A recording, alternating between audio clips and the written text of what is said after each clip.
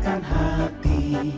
Negeri ini memanggilmu kawan, belajar bergerak berbagi untuk negeri. Guru penggerak majukan pendidikan, guru penggerak menghamba para murid kreatif.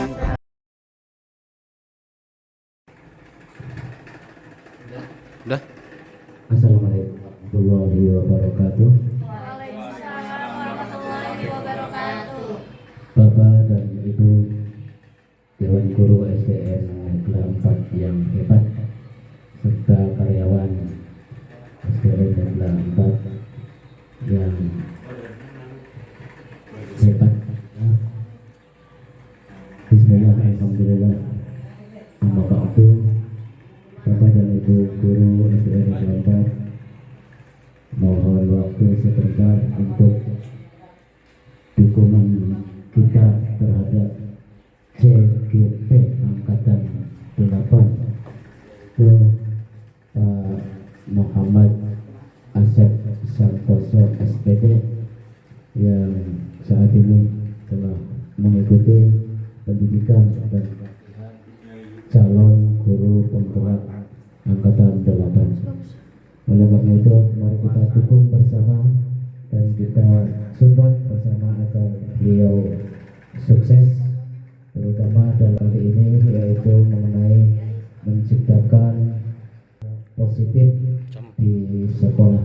Mudah-mudahan Bapak Muhammad Asep Santoso SPD dapat memahami dan menerapkan menciptakan budaya positif di sekolah, khususnya SDN Negeri 4, dan kita semua sebagai guru-guru siap untuk digerakkan dan bergerak sesuai apa yang diinginkan oleh pemerintah saat ini, yaitu kita harus menjadi guru hebat yang mampu bergerak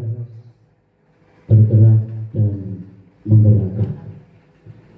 Maka dari itu, sekali lagi kita siap untuk menerima paparan dari Pak Asep Santoso sebagai calon guru penggerak Angkatan 8. Terima kasih kepada Pak Asep dan semoga menginspirasi kepada guru-guru yang lain untuk mendaftar sebagai calon guru penggerak. Sekarang sudah angkatan 10 ya Pak. Ya, nanti kita daftar angkatan yang ke 11, 12 dan seterusnya. Semoga kita semuanya bisa mengikuti jejak Pak Asep Santoso untuk ikut program pemerintah calon guru penggerak. Dan alhamdulillah sekarang sudah ada 3 guru penggerak yang sedang berlangsung, yaitu Pak Asep, 2 sudah selesai, bahkan sudah mendaftar ke PT, yaitu pengajar praktek itu Pak Faisal. Mungkin besok-besok sudah mulai aktif. Terima kasih atas semuanya, peran serta dukungan dan support kepada calon-calon guru penggerak. Mudah-mudahan SDN Negeri 4 menjadi benar-benar hebat yang dapat menerapkan peraturan-peraturan baru mengenai pendidikan untuk kemajuan pendidikan di SDN Negeri 4 khususnya dan Indonesia pada umumnya. Terima kasih semuanya, bisa bergerak dan menggerakkan. Demikian dari saya, mohon diperhatikan dan dilaksanakan paparan dari Pak Asep Santoso. Mohon maaf yang sebesar-besarnya mengambil waktunya.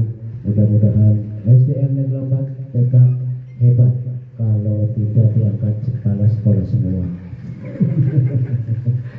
Kalau diangkat kepala sekolah SDN Negeri 4-nya malah ditinggal.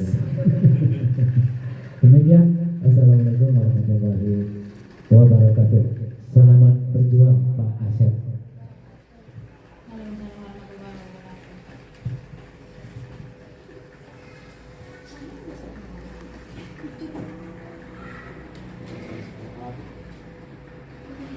Assalamualaikum warahmatullahi wabarakatuh. Sebelumnya saya ucapkan terima kasih atas waktunya kepada Bapak Kepala Sekolah dan juga rekan-rekan guru yang sudah ada di sini. Di sini saya akan mempresentasikan aksi nyata, yaitu sebuah penimbasan yang mana ini menjadi tugas saya sebagai calon guru penggerak angkatan ke-8 dengan tema menciptakan budaya positif di sekolah. Tentunya materi ini sudah tidak asing lagi untuk Bapak sudah mengikuti program guru penggerak yang sebelumnya. Baiklah, untuk menyingkat waktu kita langsung saja ke layar. Di sini budaya positif itu sebelumnya saya mempelajari tentang filosofi Ki Hajar Dewantara. Kemudian di modul selanjutnya saya mempelajari tentang nilai dan peran guru penggerak. Dan modul yang ketiga, visi guru penggerak. Alhamdulillah bersama pengajar praktek dan juga Bapak Kepala Sekolah juga rekan guru sudah hadir. Kita membuat satu visi, khususnya visi guru penggerak. Visi pribadi saya disinkronkan dengan visi sekolah yang insya Allah nantinya akan bermanfaat. Nah, di sini budaya positif, tentu tidak heran lagi kata-kata budaya. Ternyata di dalam budaya positif itu bisa diterapkan di sekolah. Untuk apa sih? Untuk sesuai tujuan pendidikan nasional kita, yang mana sesuai filosofi Ki Hajar Dewantara. Apa filosofinya? Yaitu pendidikan yang berpihak kepada murid.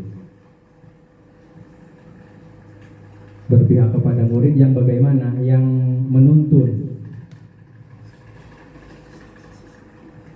Yang menuntun. Menuntunnya sesuai kekuatan kodrat yang ada pada murid. Jadi selama saya sebelum mengikuti guru penggerak ini, tadinya saya bukan menuntun murid, Bapak Ibu. Malah saya sebelum mengikuti program ini menghukum. Iya. Tadinya saya tidak percaya. Menghukum anak ini boleh apa tidak? Padahal saya dulu sudah diingatkan. Nanti Anda kalau mengikuti program guru penggerak akan tahu teorinya dan cara prakteknya bagaimana. Ternyata iya, setelah saya mendapatkan materi dan pemahaman bahwa kita harus berpihak pada murid, yaitu dengan cara menuntunnya, bukan malah kita menjerumuskannya ke hal-hal yang kurang baik. Nah, ini budaya positif bisa terwujud kalau guru penggerak mempunyai 5 nilai. Ya. Yang pertama adalah berpihak kepada murid. Tentu itu. Karena pusat dari pendidikan itu kan intinya murid. Kemudian setelah itu mandiri,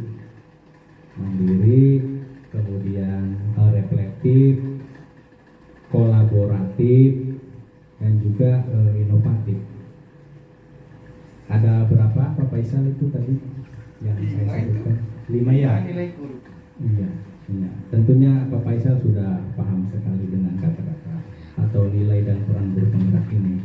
Kemudian di dalam budaya positif ini dapat terwujud dengan mendorong kolaborasi antara seluruh warga sekolah dan adanya keyakinan yang harus disepakati dan dijalankan bersama. Kita garis bawahi dulu Bu, untuk kata kolaborasi. Tentunya saya mengucapkan terima kasih yang sebanyak-banyaknya kepada Bapak Ibu, yang utamanya kepada Bapak Kepala Sekolah juga, bisa berkolaborasi antara guru penggerak dan juga murid juga tentunya. Karena di program ini kita ditekankan atau lebih ke berkolaborasi. Bagaimana mungkin kita bisa menciptakan budaya yang positif tanpa harus berkolaborasi? Tidak bisa. Contoh hal kecil saja, kita seperti kemarin visi, merumuskan visi tidak mungkin kita bisa sendirian. Harus ada yang ikut, baik itu komite, kepala sekolah, guru-guru, bahkan mungkin murid juga bisa dilibatkan, terutama dalam hal ini di kegiatan MPLS. Itu murid perlu mengetahui tentang visi sekolah. Kenapa? Karena visi sekolah ini merupakan suatu cita-cita yang kita impikan. Nah, makanya harus berkolaborasi. Kemudian, nah ini salah satu perubahan yang diinginkan sesuai dengan visi guru penggerak terutama saya adalah terbentuknya budaya positif.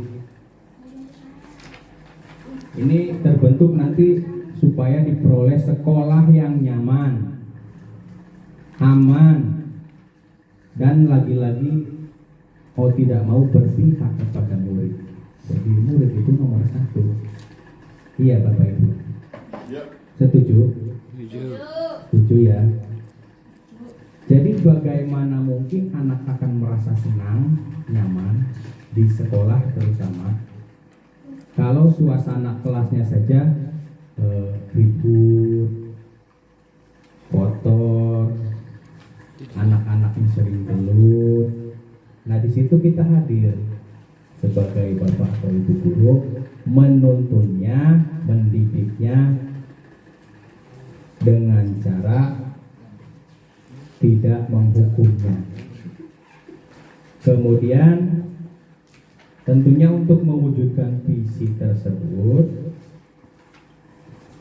ya harus ada kalimat prakarsa perubahannya sesuai dengan filosofi Ki Hajar Dewantara dan juga profil pelajar Pancasila. Lanjut tuh.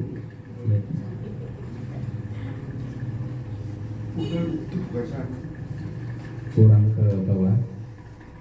Itu yang tadi yang terus. Yang atas. Nah ini, seorang guru yang baik harus memiliki kemampuan dalam mewujudkan budaya positif di sekolah. Kita garis bawahi, seorang guru yang baik. Tentunya semua guru pasti baik. Pasti baik tidak Bapak Ibu? Baik ya, alhamdulillah. Tidak ada guru yang tidak baik karena kita kan mengajarkan kepada murid, mendidik kepada murid. Ya, kita itu dicontoh. Setuju Pak? Setuju ya. Ya. Kemudian budaya positif dapat dijalankan dengan menerapkan konsep seperti disiplin positif, memahami motivasi perilaku manusia yang berkaitan dengan hukuman dan penghargaan. Kemudian kita juga harus mengetahui posisi kita sebagai seorang guru. Ada di posisi mana kontrol kita sebagai seorang guru? Yang saya pelajari ada 5. Dan itu harus di nomor posisi manajer. di posisi manajer itu posisi yang paling puncak. Kita sebagai guru harus bisa sampai tahapan itu.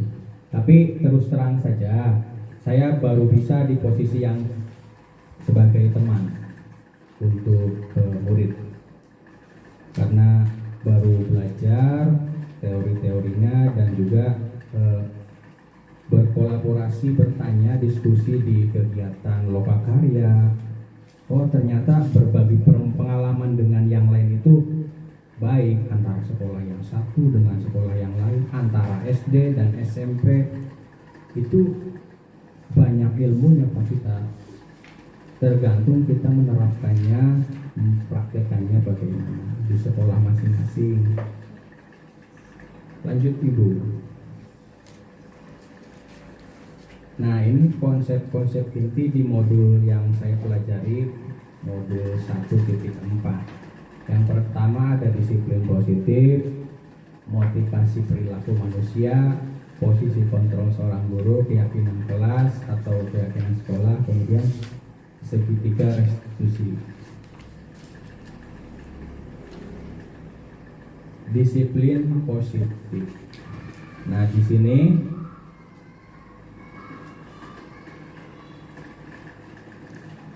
penerapannya mengajarkan untuk bertanggung jawab dan menumbuhkan kesadaran nilai-nilai kebajikan. Ada kata tanggung jawab. Jadi bagaimana mungkin siswa akan bisa bertanggung jawab apabila diberikan tugas, besoknya ditanyakan sama guru, pas ditanya belum Pak tugasnya. Nah, di sini kita hadir, kita menuntunnya, baik itu lewat wali murid ataupun secara langsung kita bertemu menjawab. Anak ini apa yang kurang? Kita tanyakan. Kenapa dia tidak mengerjakan tugas? Padahal anak itu harus mempunyai yang namanya tanggung jawab. Kemudian harus bisa mengontrol diri si anak tersebut, dikontrol. Barangkali ada yang tipe anak yang bandel, tidak bisa di kelas diem, ya harus didiamkan sama gurunya dengan cara yang positif, tidak dengan cara membentak-bentak, tapi dengan isyarat bisa, kata-kata juga bisa. Hey, nah itu perilaku yang tidak baik. Coba ingat tidak keyakinan kelas yang kita buat? Oh, ternyata jangan naik ke meja, itu karena tidak baik. Kita ucapkan seperti itu. Nanti anak kan akan, oh iya, kesepakatan yang dia buat, dia langgar. Akhirnya kan nanti yang timbul konsekuensi, bukan hukuman. Nah, itu motivasi perilaku manusia ya. Di sini ada sebuah imbalan dan juga penghargaan dari orang lain. Kemudian untuk menjadi orang yang mereka inginkan dan menghargai diri sendiri dengan nilai-nilai yang mereka percayai. Dilanjut dulu.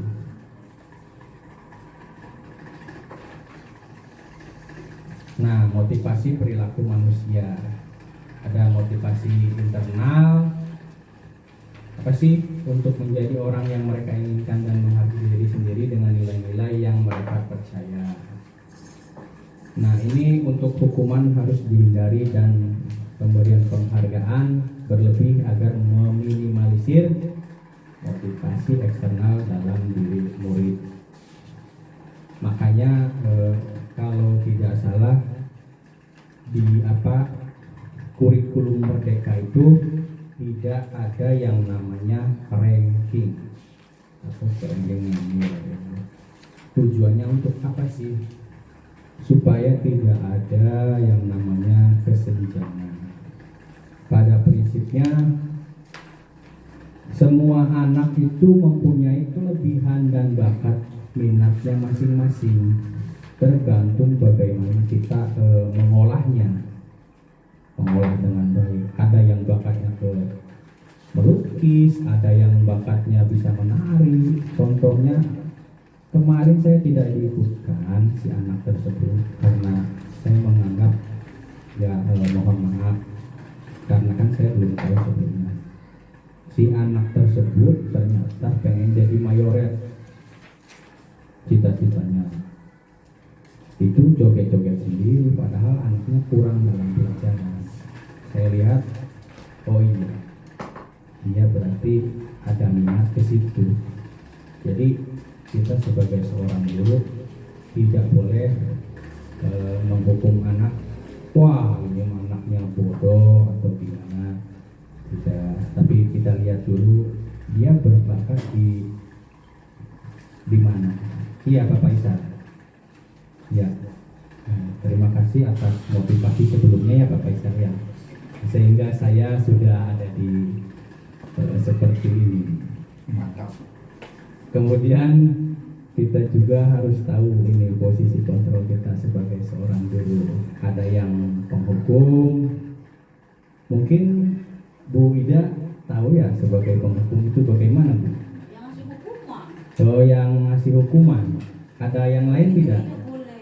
Berarti ngasih hukuman tidak boleh Bu ya? Tidak boleh. Tidak boleh untuk mengasih hukuman. Nah itu. Tapi rata-rata sebelum kita mempelajari kita berada di posisi ini Bu ya. Iya. Sama saya juga ngaku. Berada di posisi penghukum, Pak. Iya iya. Soalnya kenapa?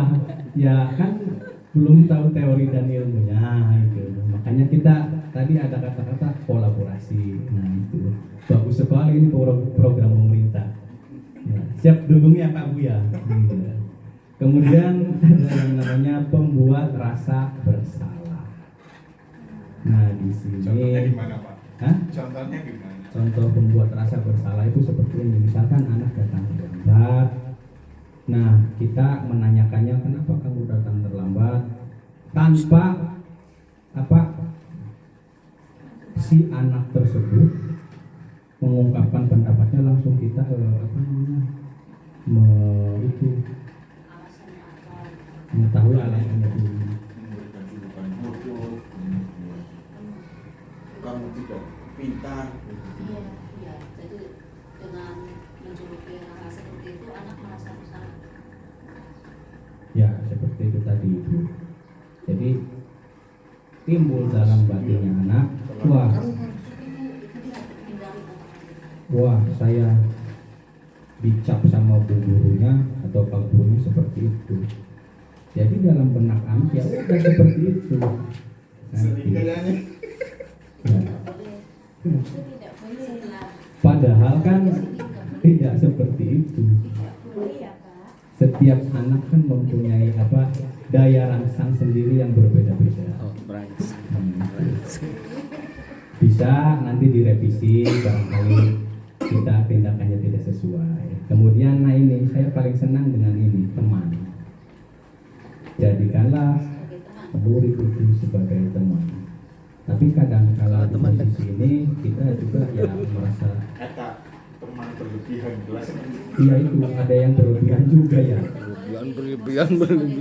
Tapi jangan Gimana, Bu? Takluk. Iya. Jangan terlalu dekat juga jangan ya Bu ya. juga jangan. Terlalu jauh juga jangan. Saya terlalu enggak lah. Artinya Terlalu dekat si anak malah Meledek. Melunjak nanti. melunjak. Nggak laporan baik ke guru kelas no. tetap ada Ngomong dia. batasan ya. Iya ada batasan kita itu sebagai pendidik, Dan anak sebagai anak itu sebagai murid ya. Kalau Terima kasih susah sekali. diatur. Kemudian Silok. Nyalain buktinya. posisi pemantau. Posisi pemantau.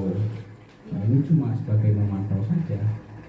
Bisa diberikan contohnya Pak Faisal, pemantau itu bagaimana? Kalau tidak salah itu pemantau itu dia tipe guru yang cenderung mendeteksi perilaku mereka itu dari jauh gitu, dipantau. Oh ini sukanya ini, oh ini sukanya ini. Itu juga bagus. Artinya di manajer itu, di bagian manajer itu itu adalah kemampuan kita, di mana kita dalam proses belajar itu kapan kita menggunakan teman atau kapan kita menggunakan pemantau. Itulah dari proses manajer. Jadi tidak semuanya di dalam kelas itu kita menggunakan kontrol teman, tapi di manajer, artinya dikelola. Kapan nih kita jadi teman buat anak, kapan nih kita jadi pemantau buat anak, gitu. Seperti itu Pak. Berarti dari posisi kontrol kelima kita sebagai seorang guru ini, paling tidak kita harus mempunyai beberapa ya. Enggak, Apa gimana Pak? penghukum dan pembuat rasa bersalah itu tidak di ini.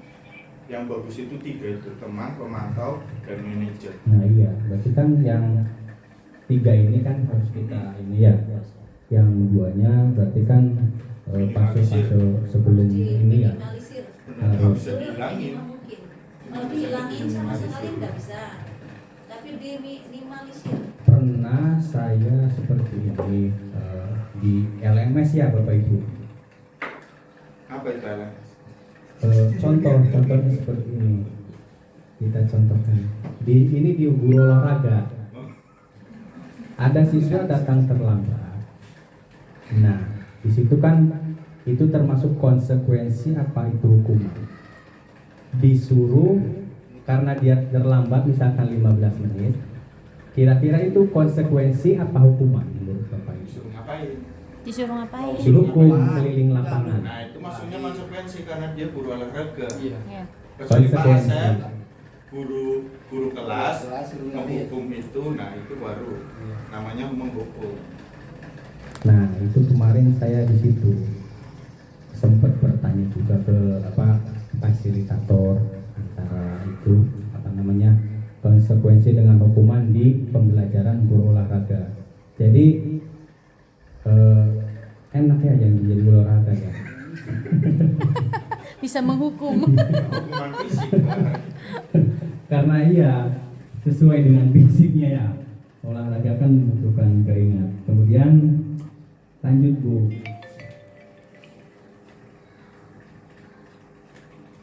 Udah. Iya. Lewat. Nah ini untuk keyakinan kelas ya. Untuk keyakinan kelas tentunya ini sedang acara MPLS. MPLS saya lupa apa ya. Ada yang tahu tidak ini kepanjangannya? Ya, mengenal lingkungan, Mengenal masa pengenalan lingkungan lingkungan sekolah. pengenalan lingkungan sekolah. Berarti ya di sini kita sambil membuat keyakinan kelas bisa.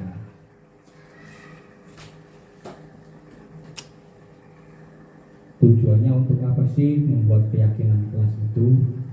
Jadi nanti supaya anak tersebut kesepakatan yang sudah dibuat bersama-sama berkolaborasi antar murid, kalau dia melanggar, kita sebagai guru bisa memposisikan kontrol kita.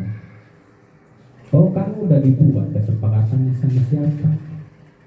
Sama murid-murid. Jadi nanti di sini selanjutnya segitiga restitusi ya. Masa udah beli 5 juta? Nah, guru berperan sebagai manajer menggunakan segitiga restitusi dalam penyelesaian masalah. Gajinya?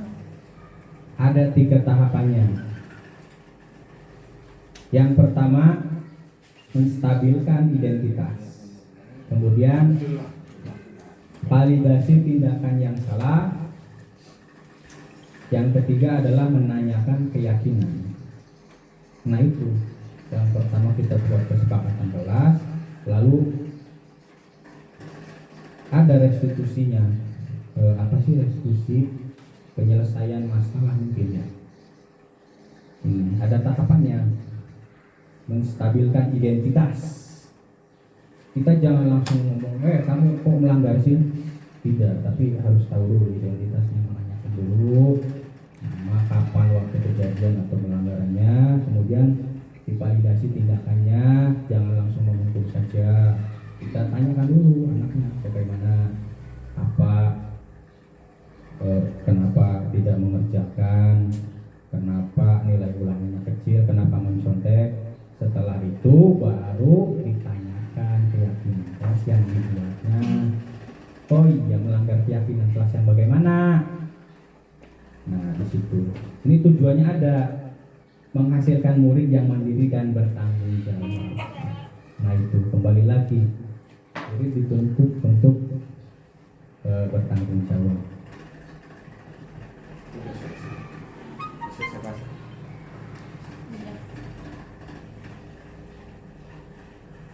Itu lanjut aja tuh. Nah, untuk budaya positif yang sudah saya terapkan di sekolah itu beriman dan bertakwa kepada Tuhan Yang Maha Esa. Alhamdulillah untuk tahun ajaran kemarin saya sudah laksanakan dengan murid kelas 5, yaitu sholat berjamaah. Kemudian kita apel setiap pagi, salaman sama murid di depan. Kita menyambut murid, guru-gurunya baris, lalu muridnya satu persatu menghampiri guru. Itu merupakan satu budaya positif yang sangat bagus menurut saya. Kemudian tidak lupa saya sering mengingatkan untuk anak-anak yang membuang sampah tidak pada tempatnya. Kenapa kita harus selalu mengingatkan? Karena saya mempunyai visi pribadi sendiri. Kemarin saya menuliskan sehat. Nah, bagaimana kita mau lingkungannya sehat kalau misalkan ada tempat sampah, anak membuang sembarangan, sehingga nanti akan timbul rasa tanggung jawab dari anak tersebut. Itulah kiranya aksi nyata yang sudah saya terapkan. Semoga kedepannya Bapak, Ibu, Guru, dan juga Bapak Kepala Sekolah terus mendukung saya untuk lebih baik lagi, dan apabila ada kesalahan kata atau hal-hal yang kurang baik dari saya, mohon diingatkan, karena di sini saya juga belajar, Pak. Saya kira terima kasih untuk penyampaian materi ini. Saya ucapkan banyak terima kasih kepada Bapak dan Ibu yang sudah menyempatkan waktunya. Wassalamualaikum warahmatullahi wabarakatuh. Waalaikumsalam warahmatullahi wabarakatuh. Assalamualaikum warahmatullahi wabarakatuh. Perkenalkan, nama saya Tika Inu Saadah, guru kelas 3. Nah, di sini saya bersama Pak Asep itu menjadi teman sejawat. Nah, saya setelah melihat dan mengamati Pak Asep selama pembelajaran, itu sudah menanamkan kebaikan atau budaya positifnya selama pembelajaran. Jadi perubahannya itu sudah terlihat sekali dari yang sebelum CGP angkatan 8 dan sekarang sesudah itu udah termasuk ke budaya positifnya itu sekarang udah ada dan sudah diterapkan oleh siswa-siswanya tersebut. Terima kasih. Assalamualaikum warahmatullahi wabarakatuh. Perkenalkan, nama saya Ica Maura dari SD Negeri Negla 04. Selama ini Pak Asep telah mengajarkan nilai-nilai kebajikan bersama teman-teman, telah membuat kesepakatan kelas tentang nilai-nilai kebajikan yang telah disepakati bersama. Saya merasa senang membuat kesepakatan kelas ini. Saya dan teman-teman bisa belajar dengan aman dan nyaman. Terima kasih. Wassalamualaikum warahmatullahi wabarakatuh.